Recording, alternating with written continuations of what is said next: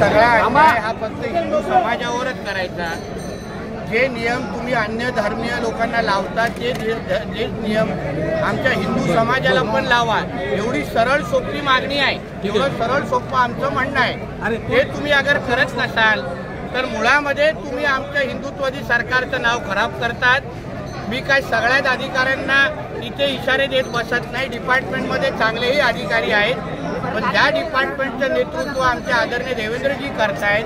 आमचा हिंदुत्ववादी विचाराचं सरकार आहे आणि हे काही मोजके अधिकारी अगर आमच्या डिपार्टमेंटचं आणि सरकारचं नाव खराब करत असतील तर त्याबद्दल तिचा तक्रार आम्ही आदरणीय देवेंद्र फडणवीस यांना करणार आहोत, जेणेकरून जो हिंदू समाजावर जो का अन्यायाची भावना जी तयार झालेली आहे ते होता कामा नये, त्याची काळजी आम्ही आता यापुढे घेणार आहोत। तुम्ही जे महाआरती घेताय, मात्र उद्धव ठाकरे जे आहेत ते कोकणामध्ये दौऱ्यावर आहेत, त्यांनी थेट टीका केली आहे की तुमचा जो भगवा आहे तो डागाळलेला आहे आणि खरा भगवा आहे तो आम्ही दिल्लीवर फडकवू म्हणून। त्याचं मुळात धर्मांतर झालेलं आहे, त्याचं नावच मुल्ला उद्धव ठाकरे आहे। त्याच्यात त्यांनी अन्य भगव्याबद्दल तोंडात शब्द काढू नये, त्याच्यात रक्त पण हिरवं झालेलं आहे म्हणून तेवढं पण ठीक आहे। थेट आव्हान दिलेलं आहे की याबद्दल काय आहे का? दिल्लीवरून किती औरंगजेब आमचा मुद्दा काय? एक लक्षात घ्या, नागपाडा मध्ये जो नाग मंदिर आहे, नागोबा मंदिर आहे, तिथे एक तर हे लोक पूजा अर्चना वर्षभर करायला देत नाही। यांचं म्हणणं आहे तुम्ही एकच दिवस करा। दुसरा मुद्दा म्हणजे त्या मंदिराच्या अवतीभोवती हे लोक सर्रास पीक विकतायत। आता ही परवानगी दिली कोणी? मंदिराच्या परिसरामध्ये अगर सर्रास तुम्ही गौमास अगर विकत असाल बीफ देत असाल तर मग तिकडचा तो बीएमसीचा अधिकारी हा नेमकं कोणाच्या दाड्या कुरवळतोय, कुठल्या नियमाखाली त्यांना बीफची परवानगी दिलेली आहे? उद्या अगर त्याच्यावर बोट ठेवून अगर कायदा आणि सुव्यवस्था खराब झाली मग कोण जबाबदार असणार? म्हणून हा विषय जो आमच्या नजरेसमोर आलाय तो मी बोलून दाखवलेला आहे. आता यापुढे संबंधित अधिकाऱ्यांवर काय कारवाई होतात हे पहा. आशीर्वादाने एवढे अधिकारी निवडवलेले आहेत हे आताच आम्हाला शोधायला लागेल ना की प्रशासनामधला औरंगजेब कोण, कारण की कोण या अशा हिरव्या सापां वळवळण्या हिरव्या सापांना ताकद देत आहे. इथे तुम्ही सर्रास हिंदू समाजाचं साधं हे जे घंटानाद आरती झाली हे 20 दिवसापासून बंद आहे का कोणीतरी त्या मोहम्मद अली रोड किंवा नळ बाजारातून तक्रार केली म्हणून त्यांच्या बापाची मुंबई आहे? तुमचे अगर सगळे 5-5 वेळा बोंगे व्यवस्थित वाचतायत, तिथे हायकोर्टचा ऑर्डर पण तुम्ही पाळत नाहीये, मग इथे हिंदू समाजावर अन्याय का? हाच तर माझा साधा प्रश्न आहे. सर्व धर्म समूहाचा ठेका फक्त हिंदू समाजाने नाही घेतलाय.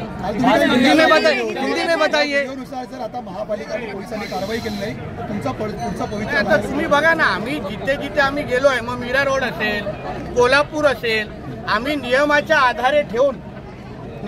आधारे ठेवूनच आम्ही बोलतोय. आम्ही नियम बाहेर काही मागत नाही.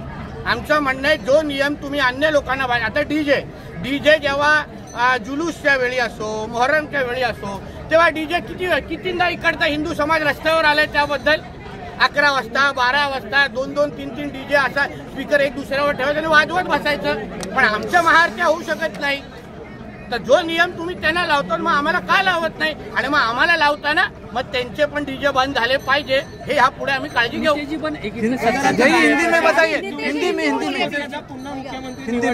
असं उद्धव ठाकरे प्रशासन तुमचं आहे, सरकार तुमचं आहे, सत्ता तुमची आहे, तर अधिकारी का ऐकत नाहीत?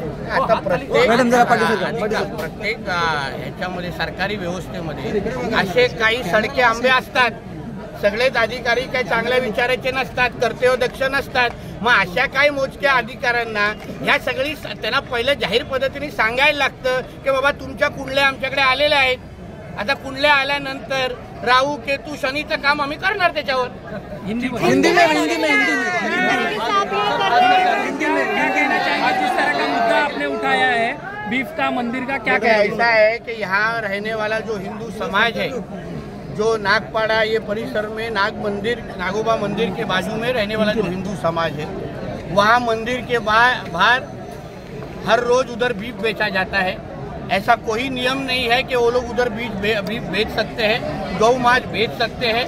तो उसको किसका आशीर्वाद है, कौन मदद कर रहा है, ये सारी चीज आज नहीं तो कल बाहर आनी चाहिए ना.